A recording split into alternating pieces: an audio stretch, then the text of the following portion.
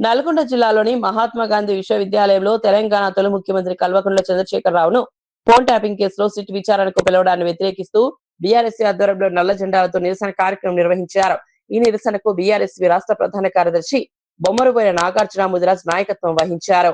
గౌరవ ముఖ్యమంత్రి రేవంత్ రెడ్డి గారు సీఎం అయిన తర్వాత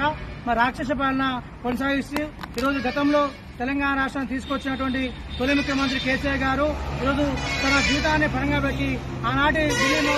వచ్చి తెలంగాణ రాష్ట్రం తీసుకొచ్చి తెచ్చుకున్న రాష్ట్రాన్ని 10 సంవత్సరాలు సస్యశాలంగా ఆకుపచ్చ తెలంగాణ తీర్చిదిద్ది అనేక సంక్షేమ పథకాలు పేద వర్గాల కోసం అందించిన గొప్ప బాబు కేసీఆర్ గారు. అలాంటి కేసీఆర్ గారికి ఈరోజు మరి ఏ విధంగా కక్ష కాలం చేస్తున్నారో చూస్తున్న తెలంగాణ ప్రజలు గమనిస్తున్నారు. మరి ముఖ్యంగా ఈరోజు తెలంగాణ రాష్ట్రంలో కేసీఆర్ గారు గతంలో మరి ఏదైతే రేవంత్ రెడ్డి గారు ముఖ్యమంత్రి ఉన్నప్పుడు ఓటుకు దొంగ దొరికి నేను జైల్లో ఉన్నా కాబట్టి ఈ కక్ష సాధింపు గతంలో అందరికీ నాలెక్క ఉంటారని చెప్పేసి ఒకే బుద్ధితోని ఈరోజు అక్కస్తోని కేసీఆర్ గారితో ఈరోజు ప్రజలకు ఇచ్చిన హామీలు ఎక్కడ మరి ప్రశ్నిస్తారని చెప్పేసి మరి అదేవిధంగా 6 గ్యారెంటీలు ఎక్కడ అమలు చేయాలని చెప్పేసి మరి ప్రజలు వ్యతిరేకిస్తారని చెప్పేసి డైవర్ట్ పాలసీ చేయడానికి కేసీఆర్ గారు ఇప్పుడు మున్సిపల్ ఎలక్షన్ వచ్చినాయి కాబట్టి ప్రజలందరూ మనసు మార్చడానికి ఈరోజు సిట్ నోటీసులు ఇచ్చి దీని ద్వారా కాలయాపన చేస్తుంది తప్ప కానీ ఎక్కడ కూడా కేసీఆర్ గారికి మరి పేరు వస్తుందని చెప్పేసి కేసీఆర్ గారి పనులు ప్రజలకు కనబడుతున్నాయి కాబట్టి ఎక్కడ గులాబీ జెండా మున్సిపాలిటీ కానీ మరి కార్పొరేషన్ ఎలక్షన్ లో కానీ బీఆర్ఎస్ పార్టీ గెలుస్తని చెప్పేసి అక్కస్తో ఈ రోజు ముక్తపూర్వకంగా కక్ష సాధింపు చర్యలో భాగంగానే ఈ రోజు